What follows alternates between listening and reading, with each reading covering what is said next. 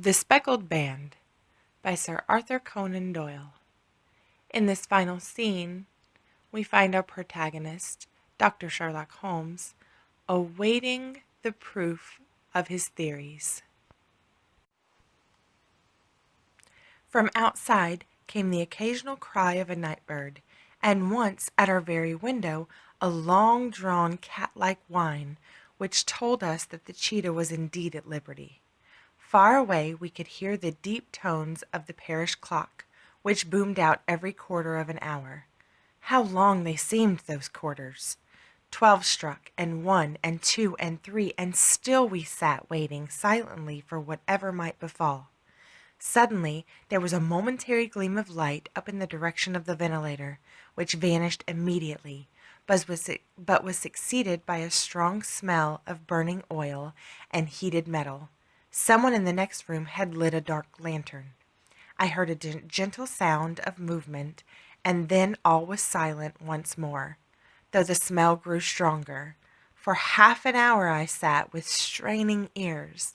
Then suddenly another sound became audible, a very gentle, soothing sound, like that of a small jet of steam escaping continually from a kettle. The instant that we heard it, Holmes sprang from the bed, struck a match, and lashed furiously with his cane at the bell-pull.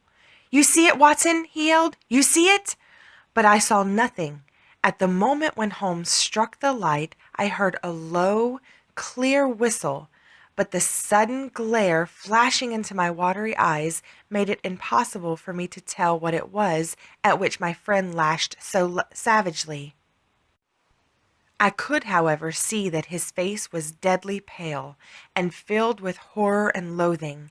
He had ceased to strike and was gazing up at the ventilator when suddenly there broke from the silence of the night the most horrible cry to which I have ever listened. It swelled up louder and louder, a hoarse yell of pain and fear and anger all mingled into one dreadful shriek. They say that away down in the village, and even in the distant parsonage, that cry raised the sleepers from their beds. It struck cold to our hearts, and I stood gazing at Holmes and he at me, until the last echoes of it had died away into the silence from which it had rose. "What can it mean?" I gasped. "It means that it is all over," answered Holmes, "and perhaps, after all, it is for the best. Take your pistol, and we will enter Dr. Roylott's room." With a grave face he lit the lamp and led the way down the corridor. Twice he struck at the chamber door without any reply from within. Then he turned the handle and entered, I at his heels,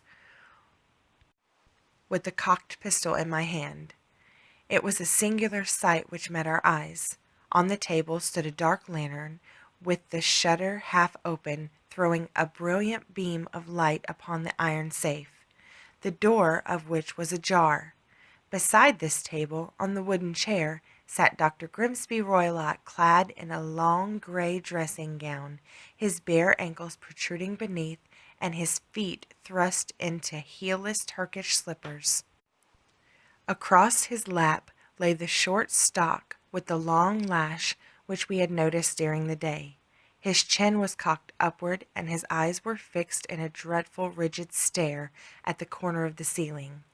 Round his brow he had a peculiar yellow band with brownish speckles, which seemed to be bound tightly around his head. As we entered, he made neither sound nor motion. "The band, the speckled band," whispered Holmes. I took a step forward. In an instant his strange headgear began to move, and there reared itself from among his hair the squat, diamond-shaped head and puffed neck of a loathsome serpent. "It's a swamp adder," cried Holmes, "the deadliest snake in India. He has died within 10 seconds of being bitten. Violence does, in truth, recoil upon the violent, and the schemer falls into the pit which he digs for another. Let us thrust this creature back into its den, and we can then remove Miss Stoner to some place of shelter, and let the county police know what has happened."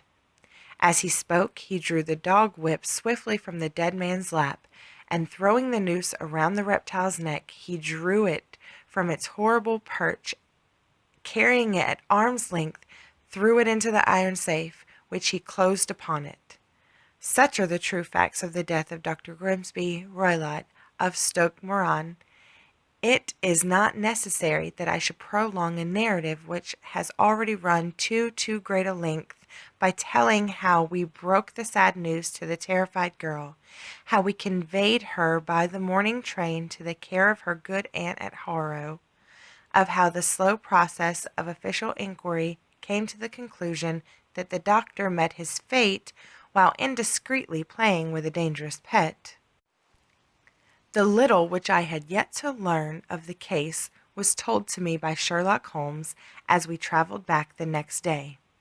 I had, said he, come to an entirely erroneous conclusion, which shows, my dear Watson, how dangerous it always is to reason from insufficient data. The presence of the gypsies and the use of the word band, which was used by the poor girl, no doubt to explain the appearance which she had caught a hurried glimpse of by the light of her match, were sufficient to put me on an entirely wrong scent. I can only claim the merit that I instantly reconsidered my position when, however, it became clear to me that whatever danger threatened an occupant of the room could not either come from the window or the door. My attention was speedily drawn, as I have already remarked to you, to this ventilator and to the bell-pull rope which hung down to the bed. The discovery that this was a dummy and that the bed was clamped to the floor instantly gave rise to the suspicion that the rope was there as a bridge for something to pass through the hole and coming to the bed. The idea of a snake instantly occurred to me, and when I coupled it with my knowledge that the doctor was furnished with a supply of creatures from India, I felt that I was probably on the right track. The idea of using a form of poison which could not possibly be discovered by any chemical test was just such a one that would occur to a clever and ruthless man who had an Eastern training. The rapidity with which such a poison would take effect would also, from his point of view, be an advantage. It would be a sharp-eyed coroner indeed that could distinguish the two little dark punctures from which would show where the poisoned fangs had done their work. Then I thought of the whistle. Of course he must recall the snake before the morning light revealed it to the victim. He had trained it, probably by the use of the milk which we saw, to return to him when summoned. He put it through this ventilator at the hour that he thought best, the certainty that it would crawl down the rope and land on the bed. It might or might not bite the occupant. Perhaps she might escape every night for a week, but sooner or later she must fall victim. I had come to these conclusions before ever I had entered his room. An inspection of his chair showed me that he had been in the habit of standing on it, which of course would be necessary in order that he should reach the ventilator.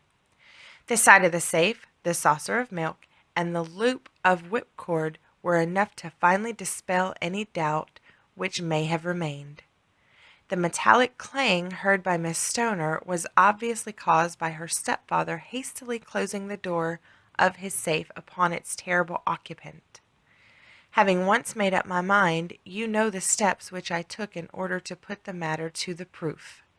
I heard the creature hiss, as I have no doubt that you did also, and I instantly lit the light and attacked it, with the result of driving it through the ventilator, and also with the result of causing it to turn upon its master at the other side.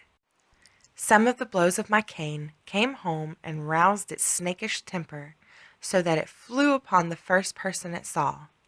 In this way, I no doubt, indirectly I am no doubt indirectly responsible for Dr. Grimsby Roylott's death, and cannot say that it is likely to weigh very heavily upon my conscience.